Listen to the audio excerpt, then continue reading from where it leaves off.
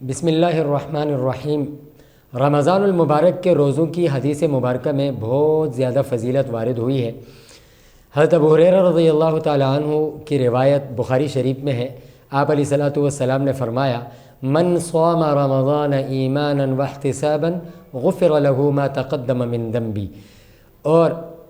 یعنی جو رمضان کا روزہ رکھے ایمان اور احتساب کے ساتھ، اللہ تبارک و تعالیٰ اس کے گزشتہ زمانے کے گناہ معاف فرما دیتے ہیں۔ یہی روایت دوسرے الفاظ کے ساتھ حضرت عبدالرحمن ابن عوف رضی اللہ تعالیٰ عنہ سے بھی مروی ہے۔ آپ صلی اللہ علیہ وسلم نے فرمایا، من قام رمضان ایمانا واحتسابا غفر له ما تقدم من ذنبی۔ یہی روایت ایک اور الفاظ کے ساتھ حضرت ابو ہریرہ رضی اللہ تعالیٰ عنہ سے مروی ہے، من قام لیلۃ القدر ایمانا واحتسابا غفر له ما تقدم من ذنبی۔ یعنی ان تینوں روایات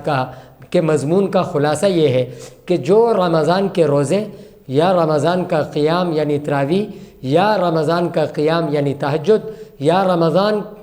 میں لیلۃ القدر کا قیام، اس ایمان کے ساتھ اور احتساب کے ساتھ، یعنی ایمان اور احتساب کا مطلب یہ ہے کہ آپ علیہ الصلوۃ والسلام سے جتنی چیزیں ثابت ہیں ان پر ایمان رکھنا اور اللہ تبارک و تعالیٰ کی رضا کے حصول کے لیے ایک عمل کرنا۔ اگر کوئی ایسا کرے گا تو روزہ اس کے گزشتہ زمانے کے گناہوں کا کفارہ ہے۔ صغیرہ گناہ بغیر توبہ کے معاف ہوں گے، اور کبیرہ گناہ پر اللہ تبارک و تعالیٰ رمضان کے روزوں کی برکت سے توبہ کی توفیق نصیب فرما دیں گے۔ دوسرا، روزے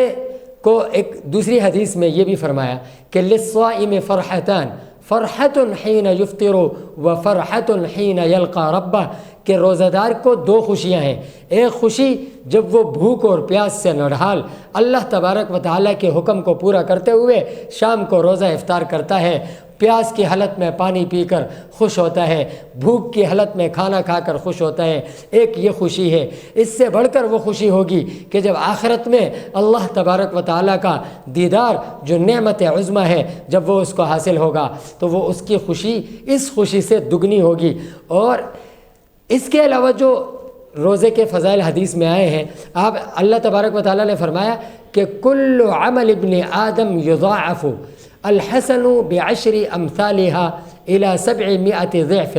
کہ ابن آدم کے بیٹے کا ہر نیک عمل پر اس کو اجر دگنا دیا جاتا ہے، یہاں تک کہ ایک نیکی پر 10 نیکیاں اور 10 نیکیوں سے 700 نیکیاں، و الی ما شاء اللہ، اور 700 سے بھی آگے جہاں تک اللہ چاہے۔ لیکن آگے اس حدیث قدسی میں اللہ فرما رہے ہیں الا الصوم، مگر روزہ، الصوم لی وانا اجزی بہ، اللہ کے فرما رہے ہیں کہ یہ روزہ میرے بندے نے میرے لیے رکھا ہے اور میں ہی اس کا اجر عطا کروں گا۔ محدثین نے لکھا ہے کہ روزہ اللہ تبارک و تعالیٰ نے عام عبادات سے روزے کو ممتاز اور الگ کیوں کیا؟ اس کی بہت ساری وجوہات ہیں۔ ایک وجہ یہ بھی ہے کہ روزہ بندے کا اور رب کا ایک تعلق ہے، اور یہ اللہ جانتا ہے اور بندہ جانتا ہے کہ اس کا روزہ ہے یا نہیں ہے۔ اب لوگوں کے سامنے تو کوئی نہیں کھائے اور اندر جا کر کسی خفیہ جگہ میں کھا کر نکلے باہر اور کہے میرا روزہ ہے، تو یہ رب کا اور بندے کا معاملہ ہے، اس لیے اللہ نے فرمایا کہ میں اس کا اجر دوں گا۔ دوسری وجہ یہ ہے کہ روزے میں کھانا پینا اور خواہشات سے اجتناب کا حکم ہے، اور یہ صفات اللہ کی اور فرشتوں کی ہیں، تو اس لیے جب بندہ اللہ اور فرشتوں کی صفات کو اختیار کرتا ہے تو اللہ تبارک و تعالیٰ کے قریب ہو جاتا ہے۔ اس لیے اللہ نے فرمایا کہ فرشتوں، اب میرے اور بندے کے درمیان تمہارے واسطے کی ضرورت نہیں ہے، میں اپنے بندے کو اجر خود دوں گا اور خود عطا کروں گا، اس کے نامہ اعمال میں وہ اجر میں خود لکھوں گا۔ روزہ دار کے ہی اعزاز میں اللہ نے جہنم کے دروازوں کو بند کیا، اللہ نے جنت کے دروازوں کو کھولا۔ اس جنت کو روز دلہن کی طرح روزہ داروں کے لیے سجایا جاتا ہے، اور یہ جنت، اس میں اللہ نے ایک خاص دروازہ روزہ داروں کے لیے مخصوص دروازہ ہے جس کا نام ہے باب الریان، اس سے صرف روزہ دار ہی داخل ہوں گے۔ یہ روزے کی فضیلتیں ہیں، یہ روزے کے فضائل ہیں، اور یہ روزہ جس کو آپ علیہ الصلوۃ والسلام نے اتنی فضیلتوں کے بعد فرمایا کہ اگر کسی نے رمضان کا ایک روزہ کھا لیا،